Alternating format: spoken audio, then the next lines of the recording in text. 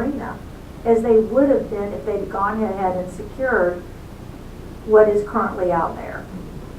And talking about the inflation part of it and the affordability, the economy and salaries have got to get better at the same time. Inflation causes that, though. I mean, it would have, or no one can do anything. Mm-hmm. Right.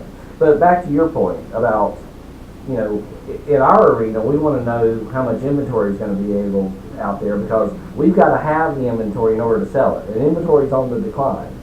So there's less, actually, piece of pie, inventory-wise, than there was a while back. There's less agents, too. You know, we've seen a shrinking on both things. Mm-hmm. But I think what ends up happening is as we start to move into a seller's market versus a buyer's market, is we will slowly start to see inventory levels come back up as well because people that were waiting on the sidelines to sell will now be able to sell. And they have been wanting to move into a different house, and they'll say, housing prices are going up. I need to sell this house now because I can get out in order to get into my new house and lock in at 30 years and be done. Because if I wait too long, I'm not even going to be able to afford this house either. I can make a little bit more money here, but I won't even be able to afford this over here because of housing prices. And that's not a 60-day cycle. That's not even probably a 1-year cycle. That's probably, you know, well, he's saying be done by 2015, 2016, which I think that's probably a pretty good target. That we'll see some appreciation in that period. And if we see 30% appreciation in our market, that's going to take most of the people that bought in 06, 07 and have them be able to break even. At which point they will be able to sell and buy what they want to purchase, which is going to cause a lot of turnover. And it's going to kind of slowly ramp up because some people bought in 04, some people bought in 05, some people bought in 06. But if we get 30% appreciation because supply is low and demand is on the increase, then we're going to start seeing more inventory come back into the market of people that can actually sell and are tired of the place they live in. They've been in that 3,500 square foot house with the kids gone for 7 years now. And my gosh, I just want a smaller house. We've had 6 kids and we still live in a 1,400 square foot house. I've got to have something bigger. The kids are driving me crazy. How do you find a place to be alone to have a place with kids? Exactly. It's like at the hotel, I guess. All right, so I agree with you. I agree with you that the inventories are shrinking drastically. I mean, our MLS, you can see it. 35% in our total MLS. Correct. They're down from the height. I'm not seeing prices go up as of yet, and nothing I read tells me that it is. So what's your thought on... We won't see that until we get back to a balanced market, in my opinion. And that's 6 to 7 months. But once we get to 6 to 7 months, I remember when the market was good. But I think most places around here are 8. We're close. 9. We're close. We're so close. Matter of fact. And I think I do see some neighborhoods that are balanced. Yes. that are balanced are getting close. So this is Mooresville, and I brought the supply and demand graph too, which shows that we're down how much in for sales, 18% in properties for sale, and we're up 26% in properties that sold 2 years ago.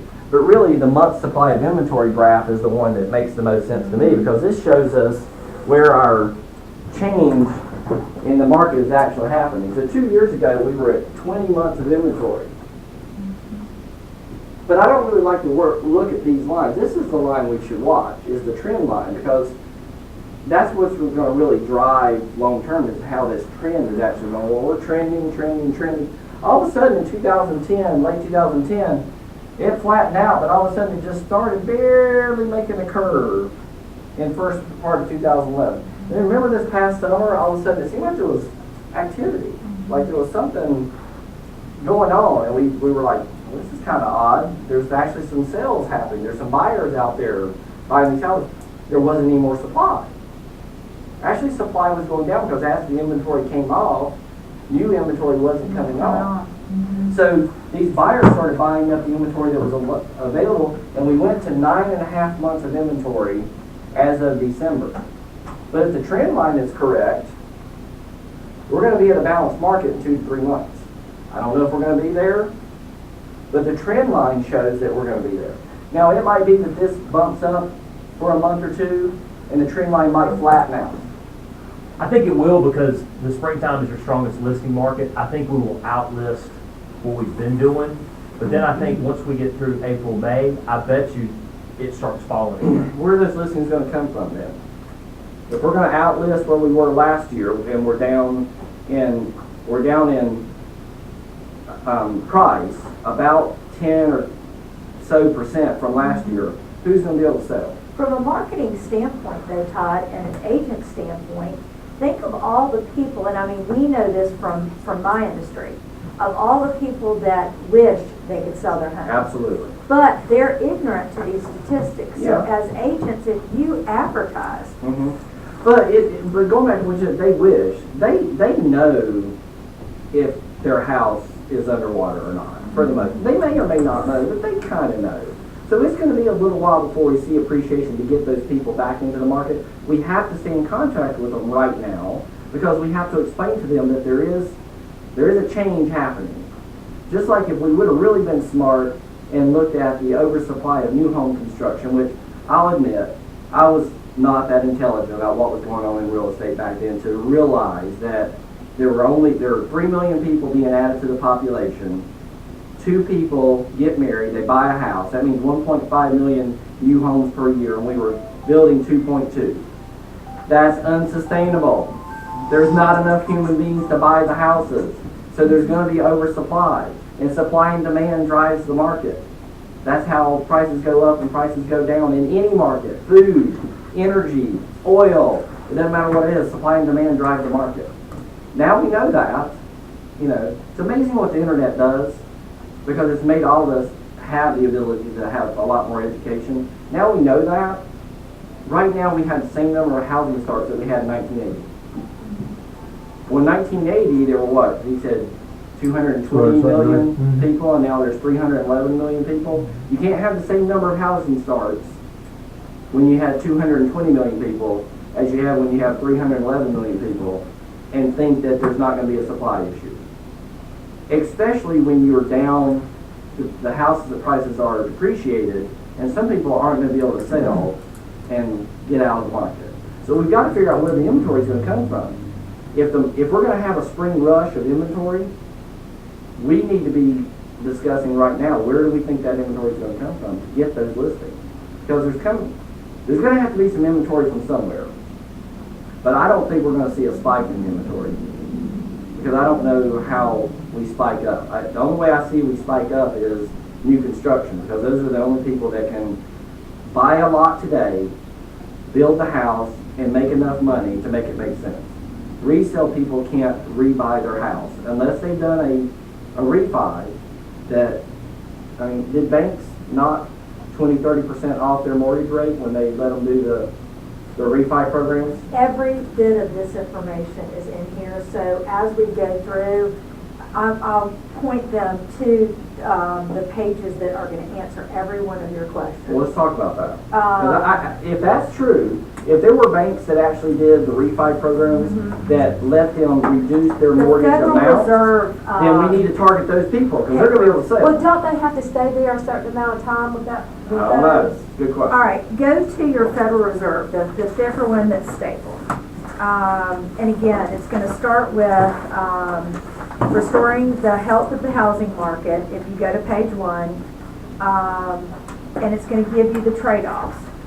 If you go to the first page, U.S. housing market, almost, and I want y'all just to go paragraph through, and I'm just going to point out the high points, but this page is the most important page of the whole study.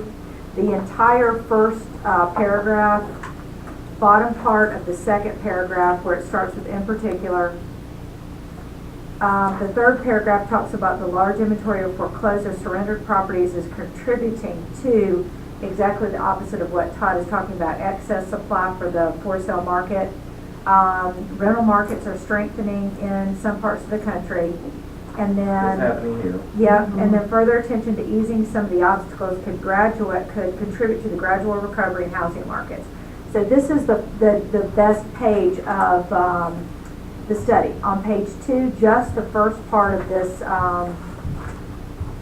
first paragraph, following foreclosures inflict economic damage. Then the first 3 sentences, 5 sentences of the second paragraph.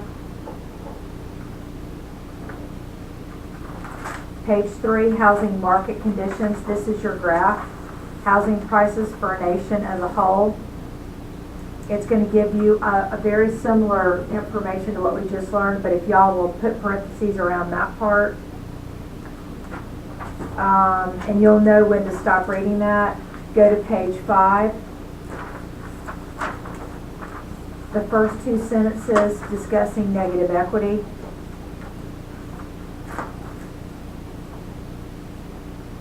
The mortgage credit conditions is something that says 6 and 7 are not really applicable to y'all. I would read the whole study, but I'm going to give you the high points. If you'll go to page number 8, the bottom part under addressing foreclosed properties REO to rental. If you'll go down to the sentence that begins with while the total stock of REO properties is difficult to measure, go to the end of the paragraph and the first sentence of the following paragraph. Again, it's going to address REOs and rental market.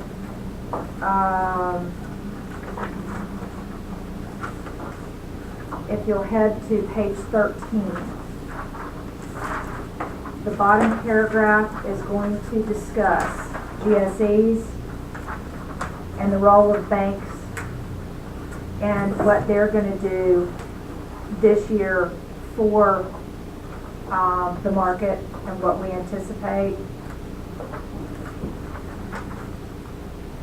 Page 15, a very important page. Almost the whole page is important. Specifically under credit access and pricing, the first paragraph is very important. Addressing homeowners' risk of default, which is the second part of this in bold. The first paragraph is extremely important. This is going to discuss the HARP, which is Home Affordable Refinance. It will tell you everything about HARP and what the intent is. Their initial program did not work at all.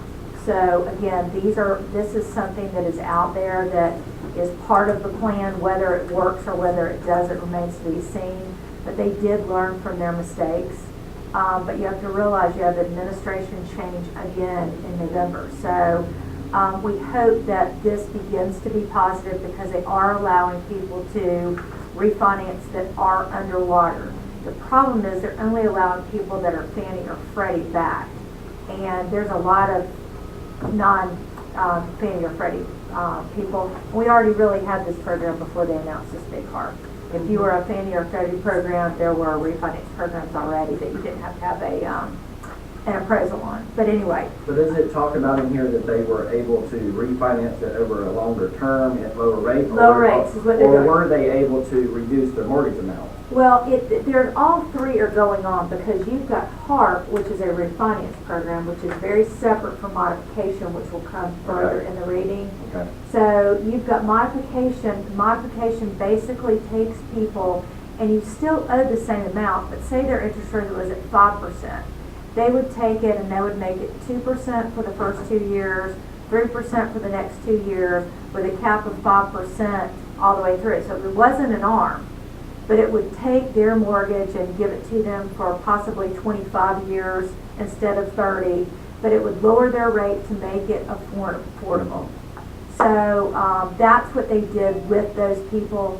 But that allows them to stay in the house. Absolutely. That doesn't allow them to sell the house. Absolutely not. But it makes them go with exactly what this guy is saying. If they have the ability to hold on to their home, then they have a marketable product. Correct. And they're smart enough, hopefully, to understand that even if they can go out as a wash,